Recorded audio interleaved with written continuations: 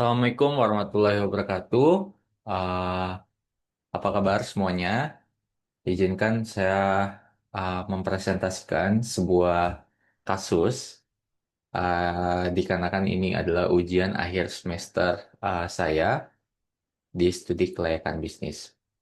Saya atas nama Rendra Fernanda dengan nomor induk mahasiswa di 220201010013 akan membawakan atau mempresentasikan tugas saya di ujian akhir semester ini dengan berjudul Analisis Kegagalan Startup Indonesia, yakni studi kasus dari Genius. Memahami penyebab di balik peningkatan kebangkrutan startup Indonesia pada tahun 2024 dengan fokus pada Genius. Ujian akhir semester ini pada mata kuliah studi kelayakan bisnis dengan dosen pengampu Bapak Joko Suwaryanto. Pada tugas ini, mahasiswa diminta untuk menganalisa. Nah, dengan analisa di Genius ini memiliki ringkasan eksekutif tingkat kegagalan yang disinyalir 80 sampai 90% pada 2024. Meskipun memiliki 2.564 startup terbanyak di Asia Tenggara, ini memiliki masalah fundamental dalam eksekusi dan perencanaan bisnis. Bisa dilihat kegagalan 80-90% dan sedangkan jumlah startup itu terbesar di Asia Tenggara sehingga memiliki 2.562. Apa sih latar belakang pada masalah yang ada di startup ini? Ekosistem startup Indonesia menghadapi tantangan pasca pandemi dan tech winter dengan penurunan investasi sebanyak 87% menjadi US dollar 400 juta pada semester 1 di 2023. Salah satu faktornya adalah yang pertama ada kehabisan dana dengan 29% startup itu bangkrut karena masalah pendanaan.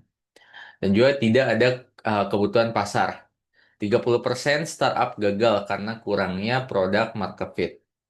Kemudian ada manajemen yang buruk, kurangnya pengalaman dan visi dari founder. Kemudian juga ada persaingan yang sangat ketat. Ini memiliki ketidakmampuan bersaing dengan kompetitor yang kuat.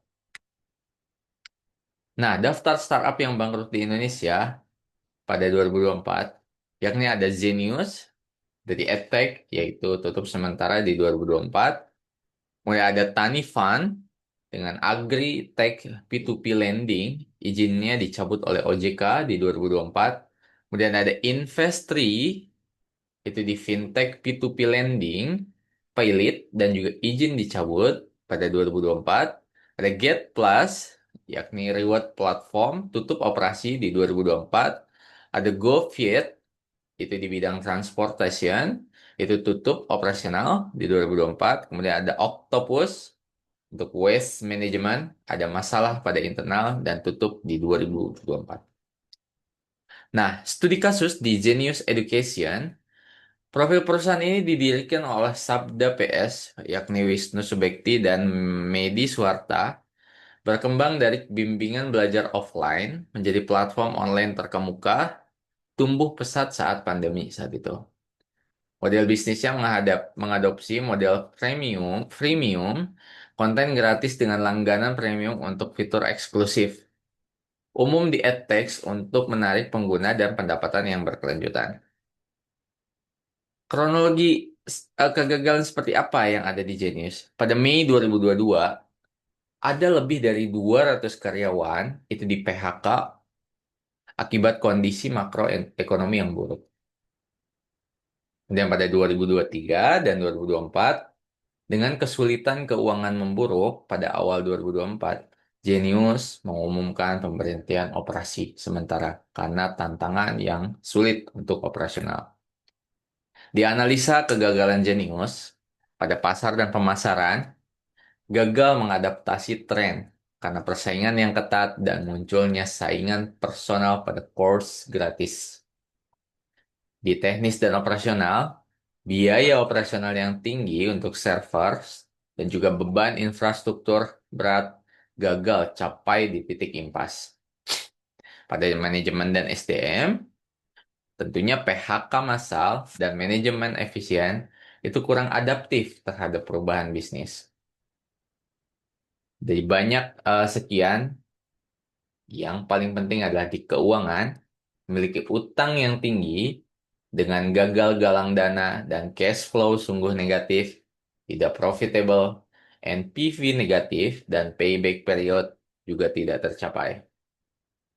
Perbandingan dengan startup lain ada dengan Tani Fund atau Agritech P2P Lending gagal bayar dengan 14 miliar ke 130 investor. NPL 50% tidak penuhi ekuitas minimum OJK dengan resiko agrikultur juga yang tinggi. Investri, fintech P2P, lending, kredit macet dengan sebanyak 16,44%, yakni 402 miliar. Kemudian fraud CEO ya atau kecurangan pada CEO Adrian Gunadi. Kemudian juga ada gagal penuhi ekuitas minimum sebanyak 7,5 miliar dan juga pelanggaran pada tata kelola. Nah, rekomendasi strategis apa yang bisa mengubah ya tentunya. Yang pertama ada perbaikan pasar dan pemasaran.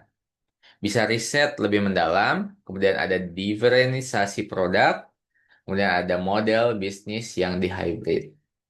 Pada optimalisasi teknis dan operasional, dilakukan audit infrastruktur, kemudian juga ada cloud computing, dan juga dilakukan monitoring real time.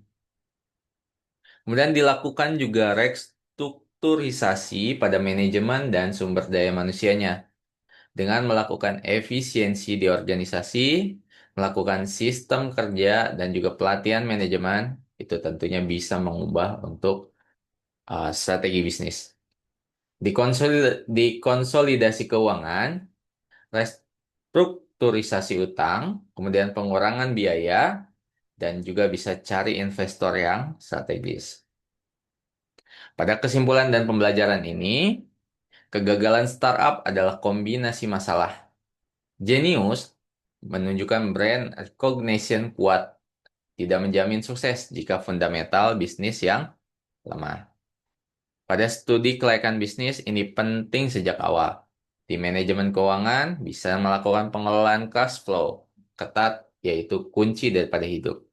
Adaptabilitas krusial sangat di era digital. Kemudian ada governance dan compliance, itu sangat tidak boleh diabaikan. Baik, rekan-rekan, cukup sekian yang bisa saya sampaikan. Kurang lebihnya semoga bermanfaat. Saya tutup. Taufik Walde. Wassalamualaikum warahmatullahi wabarakatuh.